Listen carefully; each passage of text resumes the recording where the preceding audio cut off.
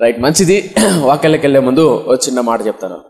దేవుని ప్రభావాన్ని కోల్పోవడానికి కారణాలు ఏంటి అర్థమైంది దానికోసం ఒక చిన్న మాట చెప్తాను. ఒక గ్రామంలో ఇంచుమించు వైజాగ్, ఒరిస్సా బార్డర్లో కొన్ని గ్రామాలు ఉంటాయి, పల్లెలు ఉంటాయి. ఆ పల్లెల్లో ఇద్దరు స్నేహితులు. ఆ గ్రామాలకు ఒక సువార్థికుడు వెళ్ళాడు. సువార్త మోసుకుంటూ కరపత్రాలు పంచుకుంటూ దేవుని సేవ పరిచయం చేస్తూ వెళ్ళాడు. ఆ సువార్త, ఆ కరపత్రాలు ఆ ఇద్దరు స్నేహితులను ఆకర్షించాయి. ఆ కరపత్రాలు చదవడం, కొత్త నిబంధన గ్రంథాల పుస్తకాలు పంచుతారు కదా, పంచుతున్నప్పుడు అవి ఇచ్చారు. ఇచ్చిన తర్వాత సరే డిస్టర్బెన్స్ ఉంటుంది, ఆఫీస్ హెడ్ ఫోన్స్ పెట్టుకోండి, లేదంటే చెక్ చేస్తున్నాడు. ఏం చెప్తున్నా, ఆ గ్రామంలో, కుగ్రామంలో ఇద్దరు స్నేహితులకు సువార్త అందింది. అందుతానే ఆ చిన్న కొత్త నిబంధన గ్రంథం పంచుతారు కదా, ఆ పంచిన తర్వాత ఆ పుస్తకాన్ని ముందర పెట్టుకొని చదువుతూ ఇద్దరు స్నేహితులు అద్భుతంగా ఆత్మీయంగా రక్షణలోకి వచ్చారు. అటగా దేవుని ప్రేమ అర్థమైంది. అక్కడ దగ్గరలో వాళ్ళ గ్రామంలో సంఘం లేదు. సంఘం లేకపోయేసరికి వేరే గ్రామానికి వెళ్ళి ఆ గ్రామంలో సంఘంలో అంటుకట్టబడి ఆ పాస్టర్ గారి దగ్గర తమకున్న డౌట్లను నివర్తి చేసుకుంటూ ఆత్మీయంగా ఎదుగుతున్నారు.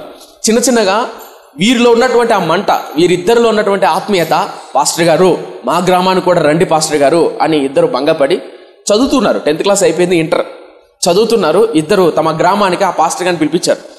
ఒక ఆదివారం వీరింట్లో, ఒక ఆదివారం తన స్నేహితుల ఇంట్లో. అలా ఇద్దరు ఇళ్లలో అద్భుతంగా ఆరాధన జరుగుతుంది. అర్థం కాలేదా? ఎంతమంది స్నేహితులు? ఇద్దరు స్నేహితులు. ఒక స్నేహితుడు ఇంట్లో ఒకరోజు, మరొక స్నేహితుడి ఇంట్లో మరొక రోజు ఆరాధన. ఇంటర్ 10th అయిపోయింది, ఇంటర్ అనమాట. సో పాస్టర్ గారిని భంగపడి మా గ్రామంలో కూడా వాక్యం చెప్పండి గారు, మా గ్రామంలో కూడా పరిచయం ప్రారంభించండి అని భంగపడి పాస్టర్ గారిని పిలిపించుకున్నారు. ఎవరు? ఇద్దరు యవనస్తులు. వచ్చాడా లేదా పాస్టర్ గారు? వచ్చారు, అద్భుతంగా వచ్చారు. పాస్టర్ గారు వచ్చి పరిచయం ప్రారంభించాడు. ఎక్కడ?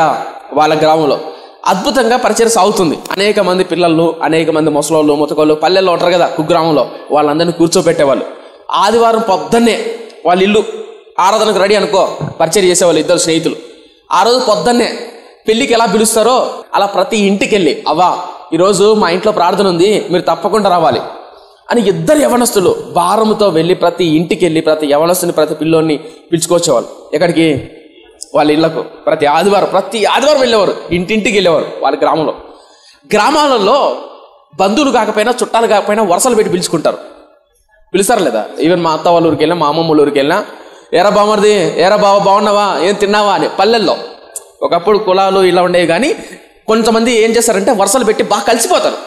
ఒక ఇంట్లో పచ్చడి ఉన్నా ఇంకొక ఇంట్లో కూరగాయలు పంచుకోవడం, కూరలు పంచుకోవడం, పండగ వచ్చిందనుకో అందరూ కలిసిమెలిసి ఉండడం. ఒప్పుకుంటారు ఒక్కరా? అలా గ్రామంలో ఇద్దరు కుర్రవాళ్ళు వెళ్ళి వాళ్ళ మంచితనం, వాళ్ళ అమాయకత్వం, ఎవరికైనా సహాయం చేయడం అద్భుతంగా ఎదుగుతున్నాడు. ఇంటింటికి వెళ్ళి పిలిచేవాళ్ళు, ఈరోజు మా ఇంట్లో ప్రార్థన ఉంది రండి అని భారంతో. రాత్రి ఇద్దరు స్నేహితులు, శనివారం రాత్రిపూట ఇద్దరు స్నేహితులు మోకాళ్ళ నుండి, ప్రభువా మా గ్రామానికి నీ ఆత్మతో నింపు ప్రభువా, వృద్ధులు ఎంతో మంది ఉన్నారు. ఆ గ్రామంలో ఇద్దరు స్నేహితులు కూర్చొని మోకాళ్ళ నుండి ప్రార్థన చేసేవాళ్ళు. మా గ్రామానికి రా ప్రభువా ఏడ్చేవాళ్ళు. తెల్లారితోనే ఇంటింటికి వెళ్ళి పిలిచేవాళ్ళు. పాస్టర్ గారు వస్తానే సాపలేసి మైకులు పెట్టి అన్ని శుభ్రం చేసేవాళ్ళు. చక్కగా ఆరాధన జరుగుతుంది. కాలం గడుస్తుంది. ఇప్పుడు మిమ్మల్ని ప్రశ్న అడుగుతాను. ఈ ఇద్దరు యవనస్తులు అంత భారంతో రాత్రి ప్రార్థన చేయడం, తెల్లారి చేయడం, ప్రతిదీ సమకూర్చడం ఇంత చేస్తున్నారంటే వారి హృదయంలో భారం ఉందంటారా లేదంటారా? వారి హృదయంలో ప్రభావం ఉందంటారా లేదంటారా? ఆ ఇద్దరు యవనస్తులకు ఎవరైనా చెప్పారా? ఆ ఇంటర్ 10th క్లాస్ వయసులో పిల్లలు ఎలా ఉంటారు? పబ్జీలు, ఫ్రీ ఫైర్లు, కుర్కురేలు, సినిమాలు, అమ్మాయిలు, లవరు, గర్ల్ ఫ్రెండ్, అవునా, మోడల్ అంట, ఇట్లా రకరకాల సోషల్ మీడియాలో ఇలా జరుగుతాయి ట్రెండ్, అవునా కదా? కానీ ఇద్దరు యవనస్తులు తమ గ్రామంలో అద్భుతంగా భారంతో నింపబడి సేవ చేస్తున్నారు. ఆ పాస్టర్ గారు ఆశ్చర్యపోయారు. వాళ్ళ గ్రామంలో కూడా వీళ్ళిద్దరు మంచితనం చూసి ఏ ఒక్కరు ఒక చిన్న మాట అనేవాళ్ళు కాదు, ఏ చెడు అలవాటు లేవు. అలా దేవుని ప్రేమలో ఎదుగుతున్నారు. ఇంటర్ అయింది, డిగ్రీ వచ్చారు. డిగ్రీలో వాళ్ళ గ్రామంలో కానీ వాళ్ళ చుట్టుపక్కల గ్రామంలో కానీ కాలేజ్ లేదు. అలా కొంచెం దూరం వెళ్ళాలి, కొసరంత దూరం వెళ్ళి అలా అద్భుతంగా ఎదుగుతున్నారు. Degree first year, second year సాయంత్రం అయ్యేసరికి వీళ్ళిద్దరు ఒక క్రమశిక్షణ పెట్టుకున్నారు. ప్రతిరోజు సాయంత్రం మన ఇద్దరం బైబిల్ చదవాలి, మన ఇద్దరం మన గ్రామం కొరకు ప్రార్థన చేయాలి ప్రతిరోజు సాయంత్రం పూట. అది వాళ్ళ క్రమశిక్షణ. అలా ప్రతిరోజు సాయంత్రం డిగ్రీ నుంచి వస్తానే ఇద్దరు వచ్చని ఇంటికి వచ్చి మిది మీదనో పలానా చోట కూర్చొని ఇద్దరు చదువుకునేవాళ్ళు. ఎవరిద్దరు? స్నేహితులు. అలా చదువుతున్నప్పుడు కొన్ని సందర్భాల్లో ఒకరు ఏడ్చేవాళ్ళు. అర్థం కాలేదా? ఏం చేసేవాళ్ళు? ఏడ్చేవాళ్ళు. ఎందుకు ఏడ్చేవాళ్ళంటే వాక్యంలో కొన్ని సందర్భాలు, కొన్ని విషయాలు దేవుని ప్రేమ అర్థమైనప్పుడు కళ్ళలో నీళ్లు కడతాయి. ఇలాంటి అనుభవం మీలో ఎంతమందికి ఉందో లేదో నాకు తెలియదు. కొంతమందికి ఉంటుంది ఈ అనుభవం. మ్యాక్సిమం క్రైస్తవుడని మారు మనసు పొందిన వాళ్ళకు ఉంటుంది. ఇప్పుడు మనం బైబిల్ చదువుతున్నాం అనుకో, యోసేపు చరిత్ర, యాకోబు చరిత్ర కానీ, ఆ తర్వాత ఎస్తేరు గ్రంథంలో కానీ, కొన్ని సందర్భాలు ఇర్మియా గ్రంథం కానీ, యెషయా గ్రంథం కానీ చదువుతున్నప్పుడు కళ్ళల్లో నీళ్లు గారుతాయి. అద్భుతమైన సంఘటన. యోసేపు తన అన్నలు మోసం చేసినప్పటికీ, తన కళ్ళ ఎదుట అన్నలు ఉన్నప్పటికీ కళ్ళల్లో దుఃఖం దిగమింగుకోలేక బయటికి వెళ్ళి ఏడుస్తాడు. ఆ సన్నివేశం చదువుతున్నప్పుడు మన కళ్ళల్లో కూడా కన్నీళ్లు గారుతాయి. ఎప్పుడన్నా చదివారు బైబిల్? చూసారా? ఆ బైబిల్ చదువుతున్నప్పుడు కొన్ని సందర్భాల్లో కళ్ళలో నీళ్లు గారుతాయి. క్రీస్తు శిలువలో చూపిన ప్రేమ, పౌలు చేస్తున్న సేవ, ఆ పత్రికలు చదువుతున్నప్పుడు కళ్ళలో నీళ్లు గారుతాయి. ఉందా అనుభవం? దావీదు తన కీర్తనలు రాసినప్పుడు, కీర్తనలు చదువుతున్నప్పుడు కళ్ళలో నీళ్లు గారుతాయి. ఇలాంటి అనుభవం ఉంటుంది. ప్రభావం ఉండి దేవునితో సహవాసం ఉండాలి. ఈ ఇద్దరు వ్యక్తులు సాయంత్రం వేసరికి ఏం సారు? బైబిల్ చదువుతారు. అది ఒక క్రమశిక్షణ. ప్రార్థన చేయడం, బైబిల్ చదవడం, అలా ప్రతిరోజు చేస్తున్నారు. నిజంగానే ప్రతిరోజు, ప్రతి వారంలో కనీసం ఒక్కసారన్నా 2-3 సార్లన్నా కన్నీరు గడిచేవాళ్ళు, ప్రార్థన చేసేవాళ్ళు. దేని కొరకు? గ్రామం కొరకు. అలా కాలం గడుస్తుంది. డిగ్రీ టైంకి వచ్చేసరికి వీళ్ళిద్దరిలో ఒక వ్యక్తిలో ప్రభావం చల్లబడుతుంది. అర్థం కాలేదా? ఒక వ్యక్తిలో ప్రభావం చల్లబడుతుంది. ఎలా తెలిసిందంటే, ఈ పక్కనున్న స్నేహితుడు ప్రార్థనకు పిలిచేంత వరకు నిర్లక్ష్యంగా ఉన్నాడు. ఎవరు? స్నేహితుడు. సరే, ఎత్తైతే వచ్చాడు, కూర్చున్నాడు, ప్రార్థన చేస్తున్నారు, చదువుతున్నారు. వారం గడిచింది, 2 వారాలు గడిచింది, 3 వారాలు గడిచింది. ఒక వ్యక్తి మాత్రం మొదటి నుంచి ఎలాంటి ప్రభావంతో నింపబడ్డాడో, కన్నీటితో బైబిల్ చదవటం, బైబిల్ చదువుతున్నప్పుడు ఏడుస్తూ బాధపడటం, ఎలాంటి తీవ్రత ఉందో అలాంటి తీవ్రత కొనసాగుతున్నాడు. పక్కనున్న వ్యక్తికి అర్థమవుతుంది. మర్చుకో మాట చెప్తారు. ఒక రోజు వచ్చింది, సాయంత్రం అయింది, బైబిల్ తెచ్చుకున్నారు, ఇద్దరు కూర్చున్నారు, చదువుతున్నారు. ఆ రోజు కీర్తనలు 42వ కీర్తన. ఎన్నో కీర్తన? 42వ కీర్తన. ఆ 42వ కీర్తనలో ఈ మాట ఉంటుంది. ఏ మాట అంటే, దుప్పి నీటి వాగుల కొరకు ఆశపడినట్లు దేవా నీ కొరకు నా ప్రాణము ఆశపడుచున్నది, నీ కొరకు నా ప్రాణం ఆశపడుచున్నది, నా ప్రాణము దేవుని కొరకు తృష్ణగొనుచున్నది అనే మాట ఉంటుంది. ఉందా? ఈ మాట చదువుతున్నప్పుడు పక్కనున్న స్నేహితుడు ఉన్నాడే, ఆ స్నేహితుడు చదువుతూ కళ్ళలో నీళ్లు గారుతున్నాడు. దేవా దుప్పి నీటి వాగుల కొరకు ఆశపడినట్లు నా ప్రాణము నీ కొరకు ఆశపడుతుందయ్యా అని ఏడుస్తున్నాడు. పక్కనున్న స్నేహితుడు అనే ఆ అబ్బాయిది కూడా ఆ రోజే అదే పోర్షన్. ఈ అబ్బాయి ఏడుస్తున్నాడు. ఆ ఏడుపు అదుపులో పెట్టుకోలేక బైబిల్ మూసి మోకాళ్ళు లేసి, ప్రభువా నీ సన్నిధి కొరకు, నీ ప్రసన్నత కొరకు నా పక్కనున్న స్నేహితుడు నిర్లక్ష్యం చెప్తున్నాడు, కనికరించి దుప్పి నీటి వాగుల కొరకు ఆశపడినట్లు తృప్తిని ప్రభువా. ఎప్పుడన్నా ఒక అమ్మాయి ఒక అబ్బాయితో మాట్లాడాలనుకున్నప్పుడు ప్రేమించిన వ్యక్తి కొరకు ఎదురు చూస్తారు చూసారా? పచ్చి తాగుబోతులు తెల్లవారుజామునే బ్రాందీ షాపు బయట పడుకుంటారు చూసారా? దేని కొరకు? ఎప్పుడు షాప్ ఓపెన్ చేస్తాడా, ఎప్పుడు తాగుదామని. ఈ లోకంలో సినిమా రిలీజ్ అయిందనుకో, పొద్దున్నే రాత్రి పుట్లే ఎలా ఎదురుస్తారు చూసారా? కట్అవుట్లు పెట్టుకొని ఈజీలు చేసుకుంటూ, అరుచుకుంటూ, కేకలు వేసుకుంటూ సినిమా రిలీజ్ అయిందనుకో ఎలా ఎదురుస్తారు? ఎప్పుడెప్పుడు మా అభిమాని హీరో సినిమా రిలీజ్ అవుతుందా ఎదురుస్తారు చూరా, ఆరాటపడతారా? ప్రభువా ఈ లోకంలో మా ప్రాణాలు రకరకాల వాటి కొరకు ఎదురు చూస్తున్నాయి, నా ప్రాణం మాత్రం నీ కొరకు ఎదురు చూసే కృపని ప్రభువా. ఎక్కి ఏడుస్తున్నాడు. పక్కవాడికి చలనం కూడా అనిపిలా. ఏమనిపిలా? చలనం కూడా అనిపించలే. కానీ ఒకప్పుడు ఇతడు కూడా అనిపిండే, ఇతడు అలా కన్నీరు కలిసినోడే, ఇతడు అలా ప్రార్థన చేసినోడే. కానీ కాలం మారుతున్న కొద్దీ చల్లారిపోయింది, అయిపోయింది. ఈ అబ్బాయి ఏడుస్తున్నాడు, ఇతడికేమో బాధ, వేదన. ఏంటా బాధ? చల్లారిపోయింది. నా వ్యక్తిగత జీవితంలో కూడా కొన్ని సందర్భాల్లో వాక్యం చదివినప్పుడు, ఆయన ప్రేమ అర్థమైనప్పుడు, ఇదే వాక్యం 42వ కీర్తనలో, నా పాత బైబిల్లో చాలా చోట నా కన్నీటి చుక్కలు దాని మీద ఉంటాయి. మీరు ఎప్పుడైనా అబ్జర్వ్ చేసారు లేదో? మన కన్నీళ్ళు ఉప్పకుంటాయి, నేను తీయ ఉంటాయా? ఉప్పకుంటాయా? ఓ ప్రశ్న అడుగుతుంది చెప్పండి. నీళ్లు పోసినప్పుడు సర్వసాధారణంగా నీళ్లు కనుక మన టీషర్ట్ మీదనో, చొక్కా మీదనో, పేపర్ మీద పడితే చార పడదు. చార అంటే తెలుసా? సరే, ఉప్పు నీళ్లు పడ్డాయనుకో ఏమవుతుంది? చెమట పట్టింది అనుకోండి, ఈ నుంచి ఇటు దాకా ర్యాక్స్ వస్తుంటాయి, టీషర్ట్ మీద, బట్టల మీద, చీరల మీద వస్తాయా? ఆ చారలు పడతాయి. అలాంటి చారలు ఏ కలర్తో పడతాయి? White colour. ఎందుకు? ఉప్పు వెళ్తాయి కదా. గుర్తుపెట్టుకోండి, మన కళ్ళల్లో ఉప్పు, మన కన్నీళ్ళు ఉప్పు కొట్టాయి కదా, ఆ ఉప్పు కన్నీళ్లు మన పేపర్ మీద పడినప్పుడు చారలు పడతాయి. మన కన్నీటి మీద ఒక భక్తుడు అంటాడు, మోకాళ్ళు నల్లగుండాలి, నీ బైబిల్ గ్రంథం నలిగి ఉండాలి.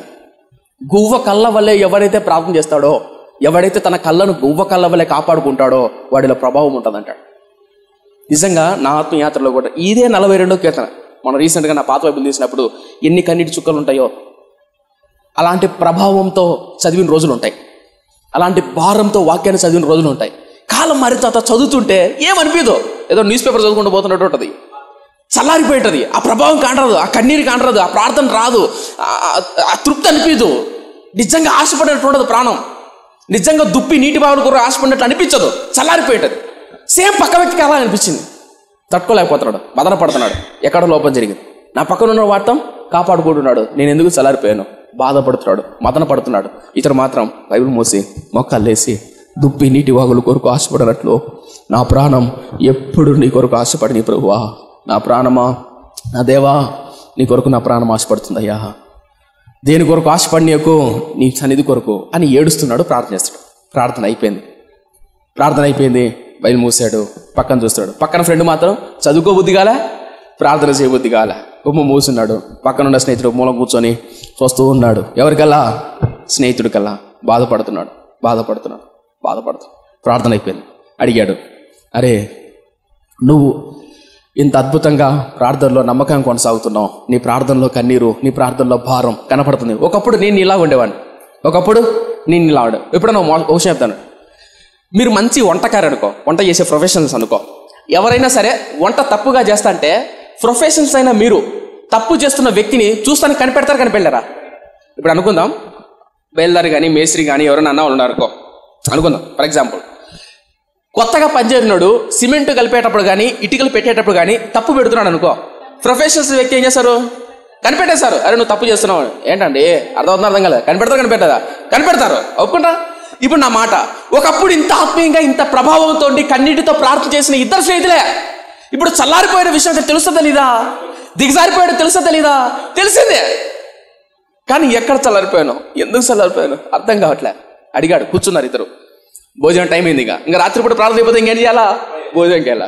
నా కోసం ఆగుతావా? నేను మాట్లాడాలనుకుంటున్నాను. పాత అడుగుతున్నాడు, ఏమైంది? నీలాగా నేను చదవలేకపోతున్నా, నీలాగా నేను భారాన్ని కోల్పోయాను, ఎండిపోయాను, చల్లారిపోయాను, వాక్యంలో ప్రభావాన్ని గుర్తించలేకపోతున్నాను, కన్నీటి ప్రార్థన రావట్లేదు, వాక్యాన్ని రుచించలేకపోతున్నాను, అర్థం కావట్లేదు ఏమైందో, నా ప్రాబ్లం ఏంటి, నా సమస్య ఏంటి అని బాధపడుతూ అడుగుతున్నాడు. ఆకలి అవుతుంది. స్నేహితుడు నిజంగా అలా అడిగితే ఆకలి కూడా పక్కన పెట్టేసి ముందుగానే ప్రభావంతో నింపబడ్డాడు కదా. నిజమైన స్నేహితుడు ఆత్మీయత మేలు కొరకు అడుగుతుంటే చెప్తాడా? అరే భోజనానికి వెళ్దామంటాడా? చెప్తాడు. నాకు కావాల్సింది ఇదే కదా. తీసుకున్నాడు. చెప్తా చూడన్నాడు. కీర్తన గ్రంథంలో ఒక మాట ఉంది, భక్తుడు ఒక మాట అంటాడు, వాక్యంలో ప్రభావాన్ని కోల్పోవడానికి కారణం ఏంటి, మన ప్రభావాన్ని కోల్పోవడానికి కారణం ఏంటి, అది చదువుతావా అన్నాడు. ఏంటి అన్నాడు. గబగబా బైబిల్ తీశాడు. కీర్తన గ్రంథం తీస్తారా? 29వ కీర్తన 3వ వచనం. యెహోవా స్వరము జలముల మీద వినబడుచున్నది, మహిమగల దేవుడు ఉరుముల వలె గర్జించుచున్నాడు, మహాజలము మీద యెహోవా సంచరించుచున్నాడు. 4వ వచనం ప్రాముఖ్యమైన వచనం. ఎన్నో వచనం? 4వ వచనం. చూద్దాం.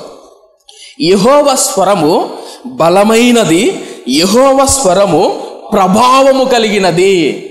ప్రభావము గలది. తలపైకెత్తండి. యెహోవా స్వరము బలమైనది, యెహోవా స్వరము ప్రభావము గలది. ఉందా? ఒక్క మాట. ఒక వ్యక్తిలో ప్రభావం ఉందనుకో, ఒక దాంట్లో ప్రభావం ఉందనుకో, ఆ ప్రభావాన్ని ఆ వ్యక్తితో మనం గడిపితే ఆ ప్రభావం మనకు వస్తుంది రాదా? మర్చుకో మాట చెప్తానే. మా నాన్న సరుకులు తెస్తాడు, నెల సరుకులు కానీ వారానికి ఒకసారి సరుకులు తెస్తారు కదండి. తెస్తారు కదా మీ ఇంట్లో. మా ఇంట్లో కిచెన్లో మూల ఎల్లో కలర్ డబ్బా ఉంటుంది, ఎల్లో కలర్ డబ్బా. ఆ డబ్బాలో మా అమ్మ ఏం చేస్తుందంటే ఈ బట్టల సోపులు, సురు సోపులు, ఆ తర్వాత ధనియాల పొడి, కారం పొడి సంబంధించిన ప్యాకెట్లు ఉంటాయి కదా, మొత్తం దాంట్లో వేస్తుంది సరుకులు తెచ్చినవన్నీ. వేసిన తర్వాత కొన్ని రోజుల తర్వాత ఆ ధనియాల పొడి బయటికి తీసినప్పుడు, చల్లారుస్తున్నప్పుడు, ఎండబెట్టి ఏదో కొడతారు కదా ధనియాల పొడి, అది తీసినప్పుడు ఆ కారం పొడి కానీ ఏవైతే వస్తువులు తినే వస్తువులు ఉంటాయో అవన్నీ ఏ వాసన వస్తాయంటే సబ్బులు వాసన వస్తాయి. అర్థమైందా? ఏ వాసన వస్తాయి? సబ్బులు వాసన వచ్చాయి. ఇప్పుడు నా ప్రశ్న, సబ్బులు ఏమన్నా పౌడర్ కొట్టి దాంట్లో ఏమన్నా కలిపారా? లేదు. సబ్బులు ప్యాకింగ్ చేసి ఉంటాయి కదా, ప్యాకింగ్ చేసిన ఆ డబ్బాలు పెడితే సబ్బుల్లో ఉన్న స్మెల్ దానికి అంటుతుంది. ఒప్పుకుంటారా? ఇప్పుడు నా ప్రశ్న, ఎప్పుడైతే ప్రభావం కలిగిన ఒక వ్యక్తితో మనం గడిపితే ఆ ప్రభావం మనకు వస్తుందా రాదా? వస్తుంది. ఇప్పుడు చాలా ప్రభావం ఎక్కడ ఉంటుందంటే యెహోవా స్వరము బలమైనది. నెంబర్ 2, యెహోవా స్వరము ప్రభావము గలది అనుందా? స్వరం అంటే ఆయన వాక్యం. ఈ వాక్యంలో ప్రభావం ఉందా లేదా? ఉంది. ఈ వాక్యం చదువుతున్నప్పుడు నువ్వు ప్రభావాన్ని పొందుకోవట్లేదంటే కారణం ఏంటి? ఇది ప్రశ్న. అర్థమైందా? అర్థమైందా? నాకు అప్పుడప్పుడు అనిపించేది, ఎందుకు ధనాని పొడిలో ఉన్నటువంటి స్మెల్, కారపొడి ధనాని పొడిలో ఉన్న స్మెల్ సబ్బులోకి రాదు? సబ్బులో ఉన్న స్మెల్ వాటికి వెళ్తుంది కానీ వాటిలో ఉన్న స్మెల్ దీనికి రాదు. ఏంటండి అర్థమవుతుందా? అర్థం కాలేదా? అర్థమవుతుందా? ఎప్పుడైనా గమనించారా? ఎప్పుడైనా సరే చెడ్డోడు మంచోడు చెడగొడతాడు, కానీ మంచోడు చెడ్డోడిని బాగు చేయడం చాలా కష్టం. అర్థం కాలే? చెడ్డోడు మంచోడిని చెడగొట్టడం చాలా ఈజీ, కానీ మంచోడు చెడ్డోడు చేయడం చాలా కష్టం. నేనేం చెప్పే ప్రయత్నం చేశాను అంటే, యెహోవా స్వరంలో ప్రభావం ఉన్నప్పుడు ఆ ప్రభావాన్ని మనకు రాలేకపోతుందంటే కారణం ఏంటి? మచ్చుకో మాట చెప్తాడు. 2 సమూయేలు గ్రంథంలో మాట చూపిస్తా చూడండి. 1 సమూయేలు గ్రంథం 4వ అధ్యాయం 21వ వచనం. దేవుని మందసము పట్టబడినదని సంగతి తన మామయు పెనిమిటియు చనిపోయిన సంగతి తెలుసుకొని ప్రభావము ఇశ్రాయేలులో నుండి పోయినని చెప్పి తన బిడ్డకు ఇకాబోదు అని పేరు పెట్టెను. దేవుని మందసము పట్టబడిపోయినందున డాష్ ప్రభావము ఇశ్రాయేలులో నుండి చెరపట్టిపోయేనని ఆమె చెప్పాను. రైట్. ఏం పట్టబడిందంట? ప్రభావం. మర్చుకోమాడు, నీకు అర్థం చెప్తా, అది అలాగే పెట్టుకోండి. నన్ను చూడండి, ఏం జరిగింది చెప్తా. దేవుని మందసం అనేది మందసం మీకు అందరూ తెలిసే ఉంటుంది. మందసం, ఆ మందసంలో దేవుడిచ్చినటువంటి ఆజ్ఞలు, అహరోను కర్ర, మందసం యొక్క మన్నా యొక్క పాత్ర ఉండేది. ఎక్కడ? మందసం. మందసం అంటే దేవుని సన్నిధి. ఈ మందసం అనే దేవుడి సన్నిధిని హోఫ్నీ ఫీనెహాసు అనే 2 వ్యక్తులు ఏం చేశారంటే యుద్ధానికి వెళ్తున్నప్పుడు యుద్ధంలో పట్టుకెళ్లారు. దేన్ని? మందసాన్ని. హోఫ్నీ ఫీనెహాసులు ఎట్టాటోళ్ళు అంటే మందిరానికి వచ్చేటువంటి స్త్రీలతోనే పాపం చేసేవాళ్ళు. మందిరంలో ఆనాడు బలులు ఇచ్చేవాళ్ళు కదా, ఆ బలుల్లో బలమైనటువంటి మాంసాన్ని, ఎక్కువ మాంసాన్ని, తమకు శ్రేష్టమైన మాంసాన్ని తమ కొరకు తీసుకునేవాళ్ళు. అర్థం చెప్తా. ఏదైనా ఒక జంతువుని తీసుకొచ్చారనుకో, ఫస్ట్ ఆ జంతువును బలి ఇవ్వాలి. ఎక్కడ? మందిరం ఎదుట. బలి ఇచ్చిన తర్వాత, అంతా జరిగిన తర్వాత ఏం చేయాలి? తీసుకోవాలి. యాజకుడు అయినా సరే, ఎవరైనా సరే. ఒప్పుకుంటారా? యాజకుడు బలి ఇవ్వకముందనే, బలికి రాకముందనే, మంచి మంచి మాంసాన్ని బలి అర్పించకముందనే సపరేట్గా కొట్టించుకునే వాళ్ళు మొక్కలు, మంచి మంచి మొక్కలు. ఎవరు? Hophni Phinehas. అంత మాత్రం కాదు, మందిరానికి పరిచయకు వచ్చే పరిచార స్త్రీలతో పాపం చేసేవాళ్ళు. అలా పాపం చేస్తున్నప్పుడు దేవుడు కోపగించి ఫిలిస్తీన్లు లేపాడు. ఫిలిస్తీన్లు యుద్ధానికి వచ్చారు. వచ్చినప్పుడు వీళ్ళు ఏం చేశారంటే, దేవుడు మందసం మనతో ఉంటే దేవుడు మనతో ఉన్నట్టే అని మందసాన్ని పట్టుకెళ్లారు. ఎక్కడికి? యుద్ధంలోనికి. గుర్తుపెట్టుకోండి, పాపం చేస్తూ కూడా ఆచారాలు పద్ధతులు పాటిస్తే దేవుడు అందులో ఉన్నాడు. కొంతమంది బైబిల్ చదివావా అని అడిగామనుకో, లేదు బైబిల్ నాకు చదవని రాదు, లేదా చదవలేకపోతున్నా, నిద్ర రావట్లేదు అని చెప్పి ఎక్కువ శాతం మంది బైబిల్ తల దగ్గర, తల కిందో, గిండి ఎదర మీద పెట్టుకొని నిద్రపోతారు. చూసారా? కొంతమంది తల దిండి కిందనో లేదంటే తల పక్కన పెట్టుకొని పడుకొని నిద్రపోతారు. బైబిల్ ఉండాల్సింది తల కింద, తల పక్కన కాదు.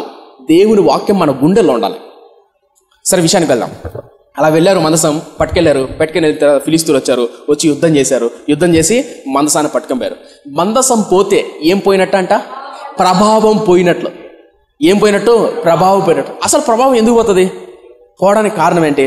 అసలైన బలమైన కారణం ఏంటంటే, ప్రభావం పోవడానికి ఏ వ్యక్తి జీవితంలో అయినా సరే, ఇప్పుడు నేను ఇంతకు మొదటి విషయం చెప్పా, ఇద్దరు స్నేహితులు ఒక వ్యక్తి ప్రభావాన్ని కాపాడుకున్నాడు, మరొక వ్యక్తిలో ప్రభావాన్ని కోల్పోతున్నాడు. కారణం ఏంటి? అప్పుడు స్నేహితుడు చెప్పాడు, నాయనా, దేవుని స్వరంలో ప్రభావం ఉంది. ఆ ప్రభావాన్ని కూడా నువ్వు తాకలేకపోతున్నావంటే, ఆ దేవుని వాక్యంలో, స్వరంలో ఆ ప్రభావాన్ని రుచి చూడలేకపోతున్నావంటే లోపం నీలో ఉంది అన్నాడు. ఎవరితో? స్నేహితుడితో. అలా ఎదురుగా కూర్చొని బైబిల్తో ప్రేమతో మాట్లాడుతుంటే అతడు ఏడవడం మొదలుపెట్టాడు. నిజమే, దేవుని వాక్యం నువ్వు చదువుతున్నట్లు నేను చదవలేకపోతున్నా. ఒకప్పుడు నీలా నేను చదివేవాడిని. దుప్పి నీటి వాళ్ళకు కాచిపడిన దేవా, నీ కొరకు నా ప్రాణం ఆశపడుతుంది. నేను కూడా ఏడ్చా, నేను కూడా ప్రార్థన చేశాను. కానీ ఇప్పుడు నాకు ఆ ప్రార్థన, ఆ ప్రభావం లేదు. ఏంటి కారణం అంటే అప్పుడు చెప్పాడు, బలమైన, ప్రాముఖ్యమైన, అన్నిటికీ మించిన కారణం ఏంటంటే నిర్లక్ష్యం. 5 రకాల నిర్లక్ష్యాలు. ఈ ప్రాముఖ్యంగా ఈ 5 రకాల నిర్లక్ష్యం ఎవరైతే చూపుతారో వారిలో ప్రభావాన్ని కోల్పోతాడు. ఒక దైవజనుడు ఒక మాట అంటాడు, ఐ థింక్ చార్లెస్ స్పర్జన్ అనుకుంటా. ప్రభావాన్ని కోల్పోవటం ఎలాంటిదంటే, మనకు తెలియకోకుండానే మనలో విషయం అనేది ప్రాకుతూ ఉంటుందంట. చాప కింద నీరులా పాకుతుంటారు చూసారా? ప్రభావం ఎలా కోల్పోతుందంటే, నీకు తెలీదు, చిన్న చిన్నగా చివరికి వచ్చేసరికి చచ్చిపోతావు ఆత్మీయంగా. నిర్లక్ష్యం, ఈ 5 రకాల నిర్లక్ష్యాలు ఎవరిలో అయితే ఉంటాయో వారు ఆత్మీయంగా చచ్చిపోతారు. అర్థం కాలేదా? ఏంటి నా 5 రకాల నిర్లక్ష్యాలు అంటే, ప్రాముఖ్యంగా మొట్టమొదటిది ప్రార్థన చేసేటప్పుడు నిర్లక్ష్యం చెప్తారే. రెండోది వాక్యం చదివేటప్పుడు నిర్లక్ష్యం చెప్తారే, వాళ్ళు పాడైపోతారు. మీరు ఎప్పుడన్నా ఒక తీర్మానం చేసుకుంటారు, పొద్దున్న లేస్తానే ప్రార్థన చేసుకోవాలి, రాత్రి ప్రార్థన చేయాలి, మధ్యాహ్నం బ్రేక్ దొరుకున్నప్పుడు లంచ్ టైంలో ప్రార్థన చేసుకోవాలి. మీరు ఉద్యోగాలు చేస్తున్న చోట, చదువుకుంటున్న చోట తీర్మానాలు ఉంటాయి. నేను కూడా చదువుకునే బీటెక్ చదువుతున్నప్పుడు బెంగళూరులో ఉన్నప్పుడు రాత్రిపూట నాకు ప్రార్థన చేసే అలవాటు అనమాట. మార్నింగ్ టైంలో కంటే రాత్రులు ఎక్కువ మెలకు ప్రార్థన చేసిన రోజులు ఉంటాయి. ప్రార్థన చేయలేదనుకో రాత్రి, ఏం కాదులే, బాగా అలసిపోయాను ప్రభువా, దేవుడు అర్థం చేసుకుంటారులే, ఏమనుకోలే అని పడుకుంటాం. ఇదేమవుతుందంటే ఈ చిన్న నిర్లక్ష్యం, నిజంగా దేవుడు నన్ను కొడతాడు వచ్చి అనుకుందాం, బాగా అలసిపోయారండి, బాగా అలసిపోయారు, ప్రార్థన చేయాలిగా, రాత్రి టైం అయింది, దేవునితో గడపాల, మోకాళ్ళు వేశారు, మోకాళ్ళు వేయబుద్ధి కాదు అసలు, మొట్టమొదటి నిర్లక్ష్యంగా అనిపిస్తే ప్రాణ సమస్య వెళ్ళిపోతుంది. అప్పుడు ఏమనుకోండి ప్రభు అర్థం చేసుకుంటాడు అని పడుకుంటాం. పడుకున్న తర్వాత దేవుడు వచ్చి లేచవ కొడతాడు, ఏమన్నా కొట్టడు, చల్లగా నిద్ర వస్తుంది, ఇంకా చల్లగా నిద్ర వస్తుంది. తెల్లారి లేచినప్పుడు గుండె 170 కొట్టుకుంటుంది నిజమైన ఆత్మీయుడికి. ఏంటి, ప్రార్థన చేయలేదే, రాత్రి కోల్పోయానే, రాత్రి దేవునితో గడపలేదని. సరే పొద్దున్న లేస్తామా, పొద్దున్న లేచిన తర్వాత కాసేపు అట్లా ఇట్లా గడిపిన తృప్తి ఉండదు. చిన్న చిన్నగా ప్రార్థన విషయంలో నిర్లక్ష్యం, వాక్యం విషయంలో నిర్లక్ష్యం, ప్రార్థన వాక్యం ఈ 2 విషయాల నిర్లక్ష్యం చిన్న చిన్నగా చాప కింద నీరులా ప్రాకిపోతుంది. మీరు ఎప్పుడైనా గమనించారు లేదో, చైనా దేశంలో ఒక పద్ధతి ఉంది. చైనా వాళ్ళు కప్పలు తింటారు, తెలుసా? తింటారా? ఇప్పుడు మనం చికెన్కి వెళ్ళామనుకో, మధ్యాహ్నం ఆదివారం కదా ఈరోజు చికెన్కి వెళ్ళామనుకో, చికెన్ కొట్టాలంటే సరసదా కోడి గొంతుకు వస్తారు. మేక అయితే ఏందండి, మేక అయితే తలకాయగా వచ్చారు, పొట్టేలు అయితే తలకాయగా వచ్చారు. ఓకే, మనం చైనా వాళ్ళం అనుకో, కాసేపు కప్పల షాప్కి వెళ్ళి ఒక 5 కప్పలు ఇచ్చారు ఈరోజు మధ్యాహ్నం కప్పల కూర చేసుకోవాలి అనుకో, కప్పలోడు ఏం కొచ్చాడు అర్థం కాలేదా, అర్థమైందా, మళ్ళీ చెప్పాలా? ఎప్పుడు ఆలోచించారా? ఇప్పుడు చికెన్కి వెళ్ళారండి, చికెన్ వాడు ఫస్ట్ ఏం కోసి కొడతాడు, గొంతుకు వచ్చాడు, తలకాయగా వచ్చాడు, రక్తం అయిన తర్వాత ఆ మిషన్ ఉంటుంది, ఆ మిషన్ లేచాడు, అది ఎర్రని తిరుగుతుంది, బొచ్చంతా బయటకు వస్తుంది, తర్వాత వేసి ఇంకో కొడతాడు, అవునా? రైట్. పొట్టేలు అయితే వస్తారు, తలకాయ పక్కన పెడతారు, ఇంకా బయటికి ఏలాడితారు, తోలం తీస్తాడు, ఇంకా ఏం కావాలని చెప్తే కొడతాడు, టపా అంటాడు. పొట్టేలైనా మేకైనా కోనే, ఇదో పద్ధతి. నా ప్రశ్న, కప్పకైతే ఏం కొచ్చాడు? కాలు చేతులు కొచ్చాడా? నాకు అర్థం కాలేదా? అర్థమైందా? కప్పకి ఏం కొచ్చాడు? కప్పకి ఎలా వస్తాడు? అర్థం కాలే? సరే, కప్పల షాప్కి వెళ్ళి ఏమండి ఒక 5 కప్పలు కేజీ కప్పలు ఇవ్వండి అనుకో, ఉండండి ఇప్పుడే హలాలు చేసి, హలాలే కదా అంటారు దాన్ని, గొంతు కూడా హలాలే కదా అంటారు, గొంతుకు వస్తారు. కప్పలు గొంతుకు వచ్చారా మరేటా? అలా కప్పలు కవర్లో కట్టి బెక్క అంటే ఇంటికి తీసుకొని వచ్చి భార్యకు వచ్చేది ఏమన్నా. సరే, కప్పలు ఎలా చంపుతారంటే, నీళ్ళు ఉంటాయి కదా, చల్లీళ్ళు, దబరాలు పోస్తారు. దబరాలు పోసిన తర్వాత ఆ కప్పలను నీళ్ళలో పోస్తారు. కప్పలు ఎక్కడ ఉంటాయి? నీళ్ళలో ఉంటాయి, బయట ఉంటాయి. ఇంకా నీళ్ళలో ఉన్నాం కదా మనం సేఫ్ అనుకుంటాయి. ఇప్పుడు ఇంతకాలం బయట ఉన్నాయి బా కప్పలు, అక్కడ కవర్లోనో లేదంటే దబరాలోనో ఉన్నాయి, ఒకదాని మీద ఒకటి ఉన్నాయి. ఎక్కడ కప్పలు, ఏదో ఎక్కడ ఉన్నామో మనం, ఏదో టెన్షన్ ఉంది, ఏదో జరగబోతుంది మనకు అని ఉంటుంది. ఎప్పుడైతే దబరాలు తీసుకుని నీళ్ళలో వేస్తామో, నీళ్ళలో ఉన్నాం కాబట్టి సేఫ్ అనుకుంటాయి. అలా నీళ్ళలో వేసిన తర్వాత చిన్న మంట పెడతారు కింద. ఎక్కడ? ఇప్పుడు దబరా ఉంది, దబరాలో నీళ్లు ఉంటాయి, ఆ నీళ్ళల్లో కప్పలు వేసారు. కప్పలు వేసిన తర్వాత ఇవి ఏం చేస్తారంటే ఇంకా ఈత్తా ఉంటాయి. కింద ఏం చేసింటారు? మంట పెట్టింటారు. ఇప్పుడు మంట పెట్టేప్పుడు చిన్నగా నీళ్ళు ఏమవుతుంటాయి? వేడెక్కుతాయి. అలా వేడెక్కకొద్ది అవేమనుకుంటాయంటే ఏం కాదు అనుకుంటుంది, అది. అలా కాసేపు అయిన తర్వాత నిలకపోతాయి. ఇంకా ఏంటి? కప్పలు నిలకపోతాయి, చచ్చిపోతాయి. కప్పలు కొయ్యరు. అర్థం కాలేదా? నేను మేలే మీకంటే, ఏమన్నా చైనా దేశానికి వెళ్ళి కప్పలు కొయ్యరు గొంతు. అప్పుడు ఏం చేస్తారు? బయటికి తీసి ఇంకా తోలు తీసి, ఇంకా పొట్ట తీసి, ఇంకా పేగులు తీసి ఇంకా ఆపరేషన్ చేస్తారు. దేనికి? నేనేమంటానంటే, కప్పను చంపే విధానం అది. ఏం చెప్పే ప్రయత్నం చేస్తానంటే, కప్ప నీళ్ళల్లో ఉన్నప్పుడు అనుకుంటుంది ఏమని, ఏం కాదులేని. ఆ చిన్న నిర్లక్ష్యమే చాప కింద నీళ్ళలా ప్రాకుతుంది. ప్రార్థన చేయకోకుండా వాక్యం చదవటం మానేసామనుకో, ఇక్కడ కూర్చున్న వాళ్ళు ఎంతమంది ప్రతిరోజు ప్రార్థన చేస్తున్నా నాకు తెలియదు. నిజంగా మీరు మారు మనసు బాప్తీసం తీసుకుంటే వాక్యము ప్రార్థన లేకుండా బతకలేడు. సాధు సుందర్ సింగ్ అనే దైవజనుడు ఒక మాట అంటాడు. ఏమంటాడంటే, ఆయన టిబెట్ ప్రాంతంలో సేవ చేస్తుంటారు. ఎవరు? సాధు సుందర్ సింగ్. ఈయన నడుచుకుంటూ పోయాడు. టిబెట్ ప్రాంతాల్లో ఎక్కువ మంచు ఉంటుంది. మంచు అంటే తెలుసా? మంచుగడ్డలు ఉంటాయి. ఆ మంచుగడ్డలు నడుస్తున్నప్పుడు కాళ్ళకు చెప్పులు లేకుండా నడుచుకుంటూ పోయాడు. సర్వసాధారణంగా మనం చేతులతో ఐస్ గడ్డ, ఒక 5 నిమిషాలు ఐస్ గడ్డ పట్టుకొని చూడండి. 5 minutes ఐస్ గడ్డ ఉంటుందా? 5 నిమిషాలు ఐస్ గడ్డ పట్టుకొని చూస్తే చేతులు ఏమవుతాయి? మొద్దు పారిపోతాయి. అది ఎంత చూకమన్నట్టు అనిపిస్తుంది, అవునా? రెడ్గా అయిపోతాయి. ఏంటి? చేతులు స్పర్శ ఉండదు, తర్వాత గుచ్చుకున్న బ్లడ్ సర్క్యులేషన్ జరగదు, అవునా? ఊహించుకోండి ఒకసారి. అలా కాళ్ళల్లో టిబెట్ ప్రాంతాల్లో మంచుగడ్డలు నడుస్తూ ఉన్నప్పుడు ఆలోచన ఇస్తాడు. కానీ అప్పట్లో ఆకాశంలో పక్షులు ఎగురుతూ ఉంటాయి. ఇప్పుడు నాకు అనిపించేది నేను కూడా ఆకాశంలో పక్షుల వలె ఎగురుకుంటూ పోతుంటే బాగుంటుంది కదా అని. ఎవరికి? ఆయనకు. ఏదైతే నేను క్రీస్తు కొరకు ఇలా శ్రమలు పడ్డం గొప్ప భాగ్యం అనుకొని అలా టిబెట్ ప్రాంతాల్లో మంచు కూడా నడుచుకుంటూ పోతాడు. అయితే ఒకటి ఆలోచిస్తాడు ఆయన, ఆకాశంలో అలా పక్షులు ఎగురుకుంటూ పోతుంటే ఈ పక్షులు ఎగరడానికి బలమైన కారణాలు ఏంటి? రెక్కలు. ఎన్ని రెక్కలు? 2 రెక్కలు. ఒక ఆత్మీయుడు ఉన్నతంగా ఎదగాలంటే, ఉన్నతమైన శిఖరాలు ఎదగాలంటే 2 రెక్కలు ఖచ్చితంగా ఉండాలి. ఏంటి? వాక్యము, ప్రార్థన. ఈ 2 లేకుండా బ్రతకలేడు. ఒక ఆయన ఎవడో అడిగాడు, ఎవరొస్తాడు, ఓ పాస్టర్ దగ్గర, పాస్టర్ గారు వాక్యం గొప్పదా ప్రార్థన గొప్పదా అన్నాడు. ఏం చెప్తారు మీరు? అర్థం కాలే? వాక్యం గొప్పదా ప్రార్థన గొప్పదా? పాస్టర్ గారు ఏమంటే నేనేంటి బాగా చెప్పదు. పాస్టర్ గారు చెప్పాను, నాయన ఏది గొప్పదో నోడే కదా, సరే ఊపిరి పీల్చడం గొప్పదా ఊపిరి వదలడం గొప్పదా అన్నాడు. అర్థం కాలే? పిలిచానా, తర్వాత ఏం చేయాలి? వదలాలి. ఇవి అన్నింటి లేదు గొప్పది. లేదు పీల్చడం గొప్పదంటే పీల్చాము వదలకండి అట్టే ఉన్నాడు. ఏమవుతావు? శ్మశాన వాటికి రెడీ చేయాలంగా. అర్థం కాలే? పీల్చడం ఎంత గొప్పదో వదలడం ఎంత గొప్పది. వాక్యం చదవడం ఎంత గొప్పదో కనీసం ఒక్క అధ్యాయమైనా చదవండి. 5 వచనాలను చదవండి, 10 వచనాలను చదవండి. మళ్ళీ 5 వచనాలు కాసమా వాక్యం చదవని వాళ్ళు ఎంతమందో. వ్యాపారం వెళ్తున్నావు, సెల్ ఫోన్ చూసా గంటలు కనీసం ఒక అర్ధ గంట సేపు నా కుటుంబం నువ్వు వాక్యం చదువుతుంటే నీ పిల్లోడు వచ్చి నీ పక్కన కూర్చుంటాడు. నాకు బాగా గుర్తుంది, మా చిన్నతనంలో మా నాన్న చదువు రాకపోయినా వాక్యం చదువుతుంటాడు. మా అమ్మకు రాదు చదువు, కానీ వాక్యం అంతా అయిపోయిన తర్వాత ప్రార్థన చేసుకోవడం. మీకు చదువు రాకపోయినా కనీసం వాక్య సంబంధించిన విషయాలు అలా పెట్టుకొని వినండి. ఈరోజు సోషల్ మీడియా వచ్చింది కదా, యూట్యూబ్లో మన సమాజ వాక్యాలు ఉన్నాయి కదా, వినండి. నేనేం చెప్పే ప్రయత్నం చేస్తున్నానంటే వాక్యము, ప్రార్థన ఈ 2 విషయాలను నిర్లక్ష్యం చూపేవాడు పతనమైపోతాడు. ప్రసంగి గ్రంథంలో మాట చూపిస్తాడు చూడండి. ప్రసంగి గ్రంథం తీస్తారా? ప్రసంగి గ్రంథంలో మహాజ్ఞాని సొలొమోను ఏమంటాడంటే నిర్లక్ష్యం గురించి ఒక మాట ఉంటుంది చూడండి. ప్రసంగి గ్రంథం 10వ అధ్యాయము 18వ వచనం. సోమర్తనము చేత ఇంటి కప్పు దిగబడిపోవును, చేతుల బద్ధకము చేత ఇల్లు కురియును. మళ్ళా చదువుతున్నాను. సోమర్తనము చేత ఇంటి కప్పు దిగబడిపోవును, చేతుల బద్ధకము చేత ఇల్లు కురియును. రైట్ అని చూడండి. సోమర్ చేత ఏమవుతుందంట? సోమర్ చేత ఇంటి కప్పు దిగబడిపోవును. ఇంటి కప్పు అంటే మర్చుకోమడెత్తానే మీకు అర్థమయ్యే చెప్తా. ఒక్కొక్క దేశంలో ఒక్కొక్క ఆచారం ఉంటుంది.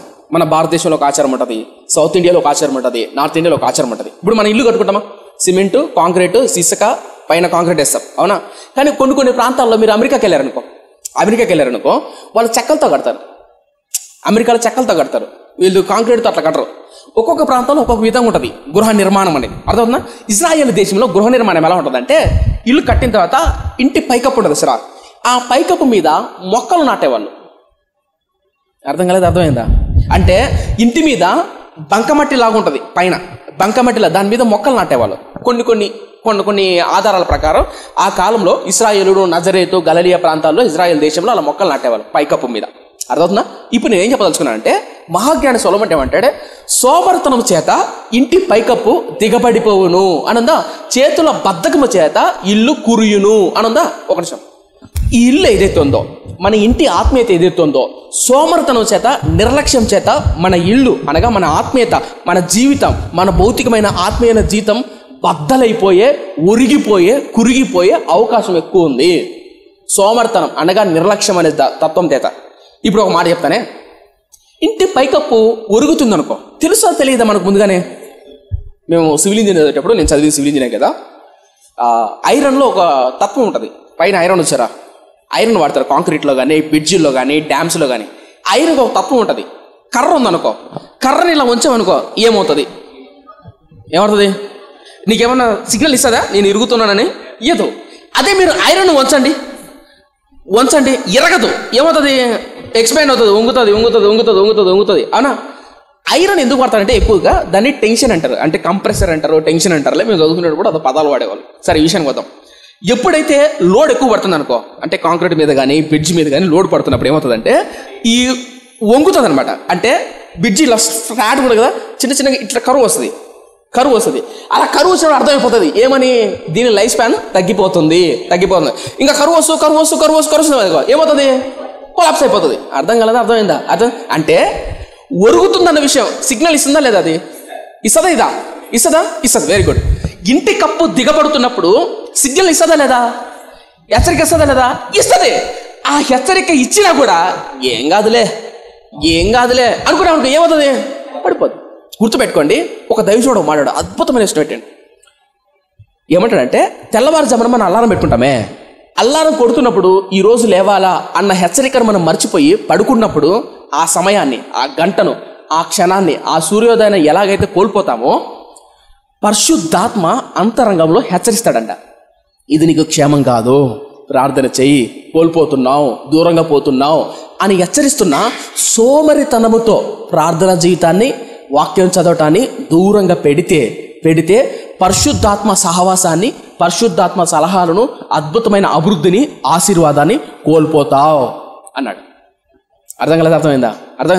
అలాగే పరిశుద్ధాత్మ హెచ్చరించినప్పుడు ఆ హెచ్చరికలు కనుక తృణీకరిస్తే, నిర్లక్ష్యం చూపితే జీవితంలో చాలా ఆశీర్వాదాలు కోల్పోతావు అన్నాడు. మర్చిపోమాట. సంసోను ఉన్నాడా? సంసోను డెలైలా ఒళ్ళో పడుకున్నప్పుడు ఓ దైవజనుడు ఒక మాట అన్నాడు, అద్భుతమైన మాట. ఏమన్నాడు అంటే, చిన్నప్పుడు తల్లి ఒడి, యవ్వనంలో అమ్మాయి ఒడి చాలా విచిత్రమైనవి అంటాడు. అర్థం కదా? చిన్నప్పుడు తల్లి ఒడి, యవ్వనంలో అంటే ఓ 18, 19, 20, 25, 26 ఏళ్ళు నా వయసు ఉన్నప్పుడు అమ్మాయి ఒడి ఉంటుందే, చాలా విచిత్రమైనది. డెలైలా సంసోను ఒళ్ళో పడబెట్టుకొని, తొడ మీద పడుకొని, నీ బలం ఎక్కడుంది నాయనా, నీ ఎక్కడున్న బంగారం, బుజ్జి ఇత్తడి బాగా బుజ్జగిచ్చింది. మనోడు ఒక రోజు అబద్ధం చెప్పాడు, 2 రోజు అబద్ధం చెప్పాడు, 3వ రోజు అబద్ధం చెప్పాడు, 5వ రోజు ఇంకా ఉండలేక చెప్పేశాడు, నా బలం ఇందులో ఉంది అని. మొత్తం గుండు గురిగింది. ఎవరిది? ఎందుకంటే ఆ అమ్మాయి ఒళ్ళో పడుకుంటే ఆ మైకం అన్నమాట. అంటే విచిత్రమైంది. సో ఏం చెప్తున్నానంటే, అలా మొత్తానికైతే తొడ మీద పడుకోబెట్టి మొత్తం గుండుకొక్కేసింది, పోయింది అభిషేకం. అప్పుడు విదిలించుకున్నాడు. తెలిసిందా సంసోనికి ఏమన్నా నాలో బలం పోయిందని? పోనీ ఆమె కత్తిరించింది ఏమన్నా తెలిసిందా?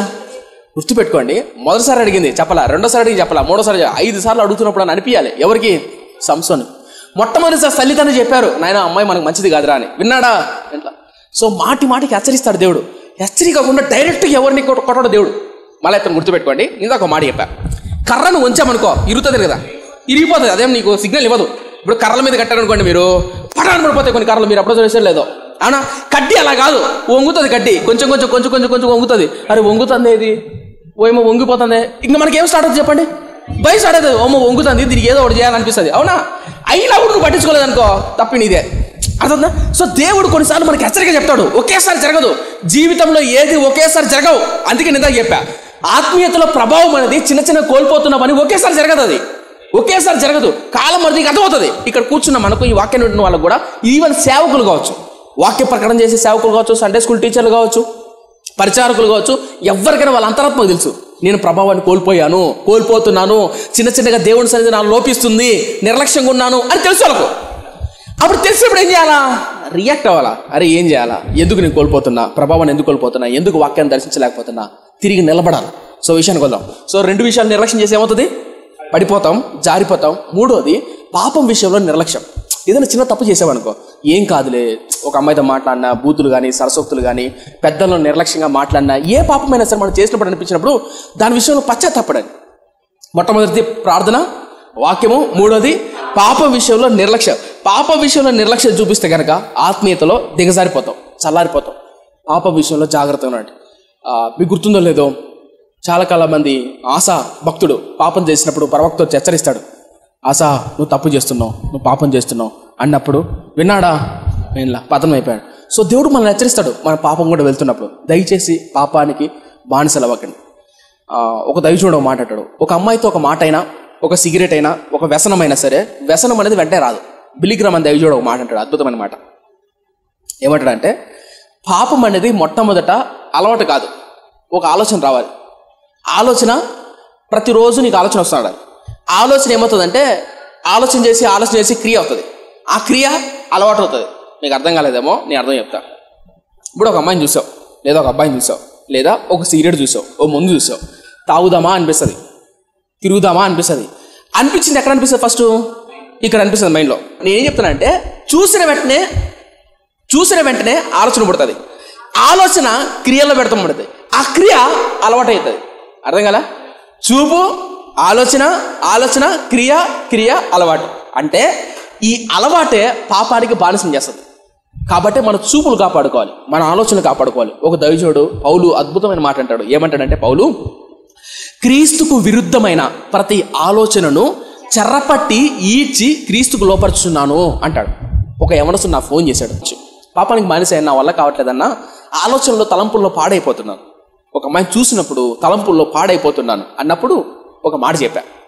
ఏంటి ఆ మాట అంటే, మీరు జనరల్గా బయటికి వెళ్తున్నప్పుడు ఆలోచనలు మన ఆధీనంలో ఉండవు. ఆలోచనలు చూస్తావు, సడన్గా ఒక ఆలోచన వస్తుంది, సడన్గా ఒక పాపిష్టి తలంపు వస్తుంది.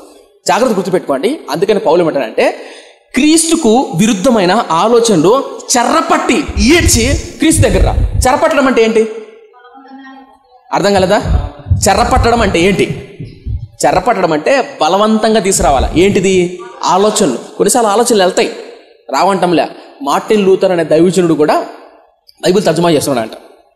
తర్జుమా చేస్తుంటే ఇలాంటి పాపిష్టి ఆలోచనలు ఎన్నో వస్తున్నాయంట. అప్పుడు ఆయన ఒక పుస్తకంలో మాట రాశాడు. ఏమంటాడంటే, ఆకాశంలో పక్షులు ఎగురుతూ ఉంటాయి, వాటి మనం ఆపలేం. కానీ ఎప్పుడైతే ఆకాశంలో పక్షులు మన నెత్తి మీదకి వచ్చి గూడు గట్టి గుడ్లు పెడుతున్నాయి అనుకో, తప్పేవరిది? అర్థం కాలేదా? ఆకాశంలో ఎగురుతాయి కదా పక్షులు, మీ నెత్తి మీద పోతాంటే పోతాంటే వాటిని ఆపుతారు? మీరు ఏమన్నా ఆపలేం. ఎప్పుడు ఆపగలం? అవి మన నెత్తి మీదకి వచ్చి గూడు పెట్టుకొని గుడ్లు పెడతాను అనుకో, తప్పేవరిది? అంతే. అవి నెత్తి మీదకి వచ్చి గూడు కడతాను, నువ్వు ఏం చేయాలా? తోలాలి కదా. కట్టుకొని ఇలా పాపం మంచిగా ఉంటుంది అని వదిలిపెడతావా? మనలు ఇంకా తెలివైనలే, నీకెందుకు అంత కష్టం? పాపం ఆడాడ గడ్డి పొలలో పరక పొలలో అవి ఎరుకొరచి ఎందుకు గుడి కడతావు? నా బొచ్చుతో నేనే గుడి కడతానని చెప్పి బొచ్చును మాత్రం అంటే నేను చెప్తానంటే, మనోళ్ళు వెళ్ళరు. ఫతిఫర్ లాంటి భార్య రానవసరం మన దగ్గరికి. ఇందా చెప్పాను చూడు, మనోళ్ళే పోతారు. ఇన్స్టా ఐడి ఇస్తావా, స్నాప్చాట్ ఐడి ఇస్తావా, ఫోన్ నెంబర్ ఇస్తావా అని. అర్థం కదా? మనోళ్ళే ఉంటారు, వాళ్ళు వచ్చి మనం అడగపల్లే, మనోళ్ళే ఇస్తారు ఫ్రీగా.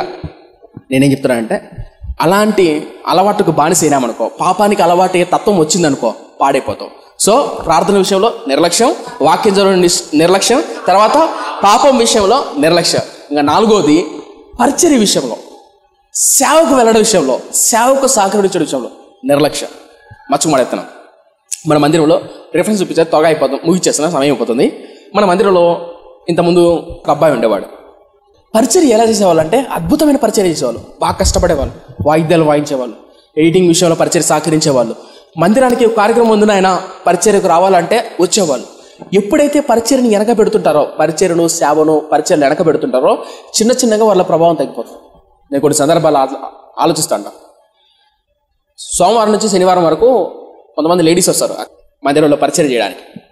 అలా పరిచర్య చేయడానికి వచ్చినప్పుడు, ప్రతిరోజు పరిచర్యకు వస్తున్నప్పుడు కాలం మారిన తర్వాత పరిచర్య విషయంలో నిర్లక్ష్యం చూపామనుకో, అది దేవుడు నీకు ఇచ్చిన పరిచర్య, నీకు ఇచ్చిన తలాంతో, ఈవెన్ నాకు ఇచ్చిన దేవుడు పరిచర్యలు అయినా సరే, ఒక సేవకుడు వాక్యాన్ని ప్రిపేర్ అవ్వు, వాక్యాన్ని సిద్ధపడుతూ నిర్లక్ష్యం చూపామనుకో, ప్రభావం తగ్గిపోతుంది. సేవ విషయంలో ఈవెన్ సండే స్కూల్ పరిచర్య అయినా, యవనస్తుల పరిచర్య అయినా, దేవుడు మీకు ఇచ్చిన పరిచర్యలు ఏ పరిచర్య లేదు, తల్లిదండ్రులకు మీరు చెప్పాలి. మీ పిల్లలు ఒకళ్ళు తోడబుట్టిన అక్క వాళ్ళు కానీ, అన్నగాళ్ళు, తమ్ముళ్ళు కానీ పరిచర్య నిర్లక్ష్యం చూపిస్తారు. దేవుడిచ్చిన ప్రభావాన్ని కోల్పోతే జీవితంలో చాలా కష్టపడిపోతాం. ప్రభావాన్ని కోల్పోయి పరిచర్య వెనకబెట్టి ఎందుకు తరం కాకుండా పోతాం? సేవలో దయచేసి వెనకబెట్టక, వీలైతే చెప్పండి. తల్లిదండ్రులకు మీకు అర్థమైంది ఆ భారం, పిల్లలకి ఏం చెప్పాలా? రే పరిచర్యను వెనకబెట్టదు. ఎందుకు తెలుసా? ఈ రోజు కాకపోయినా రేపని అర్థమవుతుంది ఈ వాక్యం. ఇంకొక రోజున దేవుడు పట్టుకుంటాడు. పరిచర్యను నిర్లక్ష్యం చేయదు. నిర్లక్ష్యం చేసి పరిచర్యలో ప్రభావాన్ని కోల్పోయిన సేవకులు ఉన్నారు, ఆత్మీయులు ఉన్నారు, పరిచారకులు ఉన్నారు. సో మై ఫ్రెండ్స్, ప్రార్థన నిర్లక్ష్య పెట్టకూడదు, వాక్యాన్ని నిర్లక్ష్య పెట్టకూడదు. తర్వాత పాపం విషయంలో నిర్లక్ష్యం ఉండొద్దండి. తప్పు చేశాను, పాపం చేశాను అనిపిస్తే పశ్చాత్తాపడండి. వీలైతే ఉపవాసం ఉండి ప్రార్థన చేయండి. అర్థమైందా? నాలుగోది, సేవ విషయంలో, పరిచర్య విషయంలో నిర్లక్ష్యంగా ఉండొద్దండి. ఐదోది ప్రాముఖ్యమైనది. హెబ్రీయులకు రాసిన పత్రిక ముగిచేస్తున్నా. హెబ్రీయులకు రాసిన పత్రిక తీస్తారా? హెబ్రీయులకు రాసిన పత్రిక 10వ అధ్యాయం తీస్తారా? 24వ వచనం. కొందరు మానుకొనుచున్నట్టు సమాజముగా కూడుట మానక ఒకరినొకడు హెచ్చరించు. ఈ మాట చాలా ప్రముఖమైనది. హెచ్చరించుచు ఆ దినము సమీపించడం మీరు చూసిన కొలది మరీ ఎక్కువ అలాగూ చేయుచు ప్రేమ చూపుటకును సత్కార్యములు చేయుటకును ఒకరినొకడు పురుకోల్పోవలనని ఆలోచింతుము. కొందరు మానుకొనుచున్నట్టు సమాజముగా కూడుట మానక. రైట్, తలపై. సమాజంగా కూడుట మానక అంటే మొట్టమొదటిది పాపం విషయంలో వాక్యం చదవటం, ప్రార్థన చేయడం నిర్లక్ష్యంగా ఉండకండి. మూడోది, పాపం చేసినప్పుడు పాపం విషయంలో నిర్లక్ష్యంగా ఉండకండి. నాలుగోది, సేవ విషయంలో, పరిచర్య విషయంలో నిర్లక్ష్యంగా ఉండకండి. ఐదోది, సమాజంగా కూడట అంటే మందిరానికి రాకోకుండా, ఏం కాదులే, ఏమంటాడు పాస్టర్ గారు, ఈరోజు ఆదివారం రాకపోతే, ఈ శుక్రవారం రాకపోతే ఏమంటాడు అని మందిరం మానేస్తారే. ఇలా మందిరాన్ని మానేసి నిర్లక్ష్యంగా ఉండే వాళ్ళు ప్రభావాన్ని, ఆత్మీయతను, భక్తిని, ప్రార్థనా జీవితాన్ని కోల్పోతారు. ఈ విషయాన్ని మర్చిపోమాడేస్తాను. సమాజంగా కూడినప్పుడు ఏం చెప్తారంటే హెచ్చరికలు పొందుకుంటాం. ఏం పొందుకుంటాం? హెచ్చరికలు. మర్చిపోమాడేస్తారు. మత్తయి సువార్త 26వ అధ్యాయంలో ఒక మాట ఉంటుంది. మత్తయి సువార్త 26వ అధ్యాయం. బుద్ధి కలిగిన కన్యకలు, బుద్ధి లేని కన్యకలు. తీయద్దులేండి, వాక్యం టైం అయిపోతుంది, ముగిచేస్తున్నా. బుద్ధి లేని కన్యకల దగ్గర నూనె అయిపోయింది, దివిటీల దగ్గర నూనె అయిపోయింది. బుద్ధి కలిగిన కన్యకల దగ్గరకు వచ్చి అడిగారు, అమ్మా మా దివిటీల్లో నూనె అయిపోయింది, నూనె ఇస్తారా అని. అప్పుడు బుద్ధి గల కన్యకలు ఏం చెప్పారు? అమ్మా మీకు మాకు సరిపోదమ్మా, ఆ బయట కటికవాడు ఉన్నాడు, వాడి దగ్గర కొడుక్కోండి అని చెప్పారు. అన్నానా అంటే బుద్ధి గల కన్యకలు బుద్ధి లేని కన్యకలకు సలహా ఇచ్చారు, హెచ్చరించారు, చెప్పారు, సలహా ఇచ్చారు. ఇచ్చారా? సలహా అనుకోండి, హెచ్చరిక అనుకోండి, ప్రోత్సాహం అనుకోండి. చెప్పారు చెప్పినప్పుడు బుద్ధి లేని కన్యకలు ఏం చేయాలి? వెళ్ళి కొడుకోవాలి. కానీ ఏం చేశారు? ఆ పెళ్లి కొడుకు వచ్చినప్పుడు చూసుకుందాంలే, దీన్ని ఏమంటారు? నిర్లక్ష్యం అంటారు. ఆ పెళ్లి కొడుకు వచ్చినప్పుడు చూసుకుందాంలే, ఈ నిర్లక్ష్యంతో ఆగున్నారు. ఏమైంది? పెళ్లి కొడుకు వచ్చాడు, నేను డ్యూటీలో నూనె లేదు, మంట లేదు, వెలుగు లేదు, వెళ్ళిపోయాడు. మీకు మచ్చుకు అర్థం చేస్తాం, మీకు అర్థం కాలేదేమో.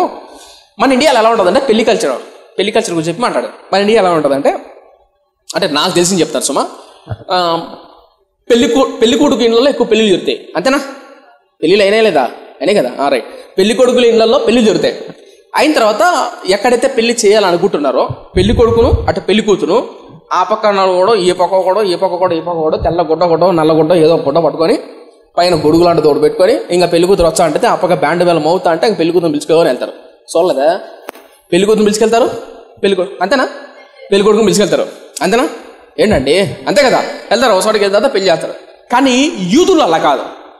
యూదులు అంటే ఇశ్రాయేలు అలా కాదు. పెళ్లి కూతురు ఇంట్లోనే ఉంటుంది. ఏడుంటుంది? ఇంట్లో ఉంటుంది. పెళ్లి కొడుకు వెళ్ళాలా యాడికి? పెళ్లి కూతురు దగ్గరికి. సో పెళ్లి కొడుకు ఎప్పుడు వస్తాడో తెలీదు. మీకు అర్థం చెప్తారంటే, పెళ్లి కూతురు ఇల్లు అక్కడ ఉందనుకోండి, పెళ్లి కూతురు సంబంధించినటువంటి పడికత్తలు కానీ బంధువులు కానీ చుట్టాలు చేశారంటే ఊరి బయట ప్రాంగణంలో కానీ ఊరు వెలుపల కానీ ఎదురు చూసుకోని ఉంటారు. ఎవరి కొరకు? పెళ్లి కొడుకు. ఎందుకంటే పెళ్లి కొడుకు వచ్చినప్పుడు ఈ కన్యకలు ఉంటారే, అనగా పెళ్లి కాని కన్యకలు, వీళ్ళు ఏం చేయాలా? పెళ్లి కొడుకును పిలుచుకొని వెళ్ళాలా. ఎక్కడికి? ఏమైనా బురకెత్తనా లేదా? పెళ్లి కూతురికి పిలుచుకోవాలా. ఇది సాంప్రదాయం. ఎక్కడ? యూదుల్లో, ఇశ్రాయేలు యూదుల్లో. సో మొత్తానికైతే అలా పోతున్నప్పుడు పెళ్లి కొడుకు వెళ్ళాలి. ఎక్కడికి? అమ్మాయి ఇంటికి. ఇప్పుడు పెళ్లి కొడుకు వస్తున్నప్పుడు కన్యకలు ఏం చేసుకోవాలా?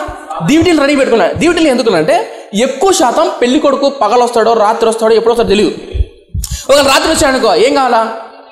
అప్పట్లో సెల్ ఫోన్ ఆన్ చేసి పైన నోటిఫికేషన్ ఆన్ చేసి టార్చ్ బటన్ కూడా ఏమి ఉండవు. అప్పుడు సెల్ ఫోన్ లేవు. ఏం చేయాలా? దివిటీలు రెడీగా పెట్టుకోమంటే పెళ్లి కొడుకు వస్తే వెళ్ళిపోవడమే. పెళ్లి కొడుకు ఆగకూడదు. సరే వెళ్తాడు, పెళ్లి కొడుకు వెళ్తాడు. పెళ్లి కూతురు ఇంట్లోకి వెళ్తానే డోర్లు క్లోజ్ చేయబడతాయి. సో కాబట్టి అది ఆచారం. అంటే యేసుక్రీస్తు ఉప్మాన చెప్తున్నాడు. ఏమనంటే పెళ్లి కొడుకు ఎదురు వస్తున్నప్పుడు పెళ్లి కన్నికలు దివిటీలు అయిపోతున్నాయి అని ఉప్మాన చెప్తున్నాడు. ఆ కాలంలో పెళ్లి పద్ధతి అలా జరిగేది. సో విషయానికి వద్దాం. ఆ పెళ్లి దివిటీలో నూనె అయిపోతున్న విషయం తెలుసో తెలీదా? ఒకేసారి జరుగుతుంది ఏమన్నా?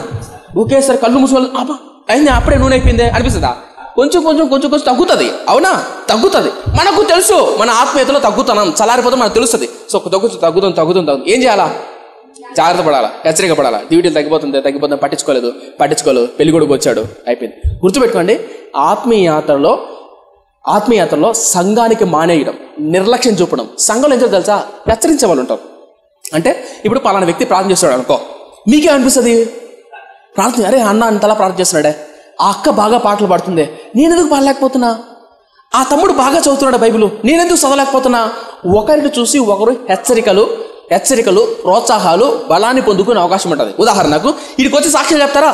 మా కుటుంబంలో ఇలా జరిగింది, నాకు ఇలా జరిగింది, ఒకప్పుడు నేను ఇలా ఉన్నాను. ఆ సాక్ష్యం విన్నప్పుడు మీరు ఏమవుతారు?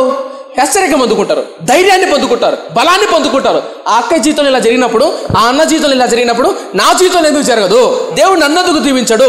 ఏమవుతుంది చెప్పండి? ప్రోత్సాహం వస్తుంది. అవునా? సంఘంగా కూడుట, సమాజం కూడుట మానక హెచ్చరిక ఎందును ఒకరినొకరు పురుకొల్పుకొని అనుందా? సంఘంలో ఒకరినొకరు పురుకొల్పుకుంటాం. చల్లారిపోతున్నప్పుడు, దిగజారిపోతున్నప్పుడు అర్థమవుతుంది. సో మై ఫ్రెండ్, సంఘానికి రావటం మానేయద్దండి.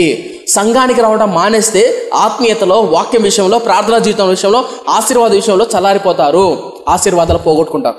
ఈ విషయాలు మర్చిపోకండి. సో ముగిచేస్తున్నా. ఫైనల్గా ప్రభావాన్ని కోల్పోవడానికి కారణం ఏంటి? సరే, కమ్ టు ద పాయింట్. ప్రభావం ఎక్కడ ఉంటుంది? యెహోవా స్వరంలో ప్రభావం ఉంటుంది. ఎక్కడ ఉంటుంది? ఇందులో ప్రభావం ఉంటుంది. ఇది ఎంత ఎక్కువ చదివితే అంత ప్రభావం నీ గుండెల్లో ఉంటుంది. ఇది చదువుతున్నా నీకు అర్థం కావట్లేదంటే నువ్వు 5 విషయాలను నిర్లక్ష్యం చూపించటం. ఏంటి 5? ప్రార్థన విషయంలో, వాక్య విషయంలో, పాపం విషయంలో, సేవ విషయంలో, అదే పరిచయ విషయంలో, 5వది మందిరానికి రావడం విషయంలో.